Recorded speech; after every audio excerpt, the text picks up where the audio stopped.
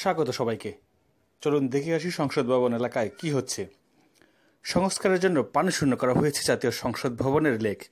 লেকের পানির নিচে জমে যাওয়া 2.5 ফুট কাদা অপসারণ এবং নিচে ফাটল আছে কিনা তা পরীক্ষা করতেই এ কাজ শুরু করেছে গণপূর্ত বিভাগ। নির্মাণ কাজ শুরু 37 বছর পরে এই প্রথম লেক সংস্কারের কাজ হাতে নেওয়া হয়েছে।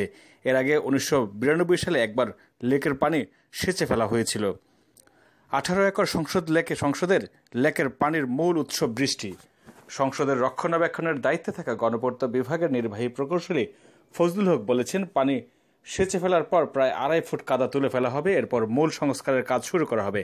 নির্বাহী প্রকৌশলী বলেন, এই সংস্কারের কাজে ব্যয় ধরা হয়েছে 3,60,00,000 টাকা।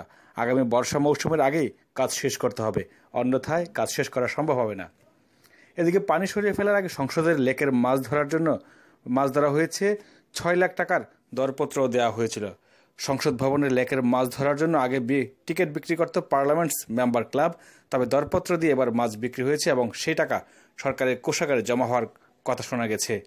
সংশ্লিষ্টরা জানিয়েছেন, সংসদ ভবনের পুরো লেকের 15 ফুট বৃত্তাকার একটি অংশ বাদে পুরোটাই নিচের কংক্রিটের মেঝে।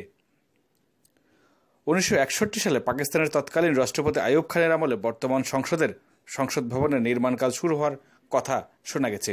সে সময় স্থপতি মাজহারুল ইসলামকে এই ভবনের স্থপতি নিয়োগ করা হয়েছিল।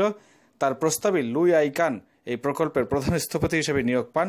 তার নকশায় তৈরি হওয়া দৃষ্টিনন্দন এই স্থাপনা 1982 সালের 28 জানুয়ারি আনুষ্ঠানিক উদ্বোধন করা হয়েছিল। সংসদ ভবন এলাকার কাজ চলছে, খুব শীঘ্রই সে কাজ সমাপ্ত হবে বলে জানা গেছে।